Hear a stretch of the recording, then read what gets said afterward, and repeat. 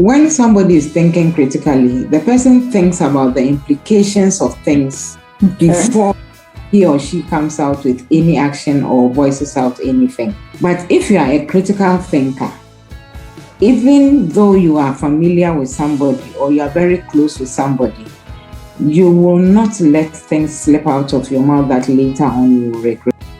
When you hear the word critical thinking, often it gives you the notion of something high and mighty, but actually it's a very simple, everyday part of life. For instance, when you are crossing the road, you do not just cross. You stand and you assess what's coming from your left and what's coming from your right. And then based on the information you gather from that assessment, you make a decision whether it's safe to cross the road at that point in time or not. In a short period, you have to learn to quickly weigh the situation and then take the necessary action. That's right. For me, critical thinking is a process of being able to evaluate the situation in full before acting, and it requires you not to act on emotion. And I think a lot of times we fall into that category. That's why you find yourself in situations where you may think that you're not critically thinking through a situation or a circumstance because we're reacting with emotion.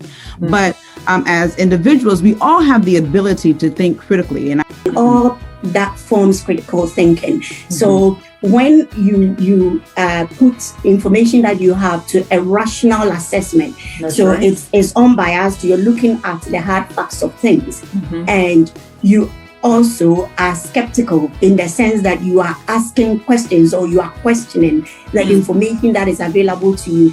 It helps you to put 2 and 2 together and arrive at 4 instead of arriving at 5.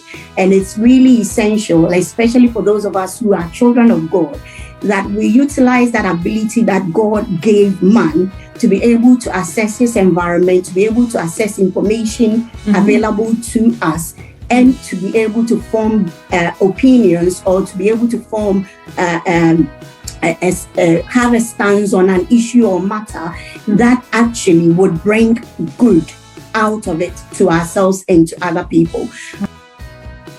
Lots of things that has happened that people have taken decisions based on that, and it has worked, and so we might want to consider those things when we are taking decisions. Yeah, and then another thing we need to look at is apart from the experiential patterns, which is the common sense, is facts from research. And that is what Dr. Asantidia was talking about. Sometimes there are researches that have gone on about certain issues.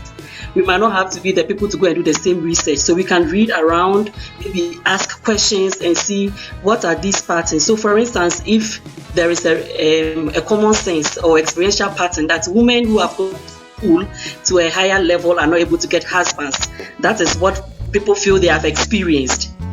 And what does research say about that? Is that true or it is not true? Are you going to make a decision based on that and say, probably if I continue my education, I will not get a husband or I will not get a good wife, and because of that, I will not do it? You need to put all of this together. So the common sense aspect, the factual one, and then the third one is also divine sense. And divine sense is what for us as Christians we source from the Holy Spirit whilst we read the Word of God and also when we pray. The notion is not to be a glory seeker, but to be a solution-minded personality. God bless you so much. It's a beautiful woman, today's woman.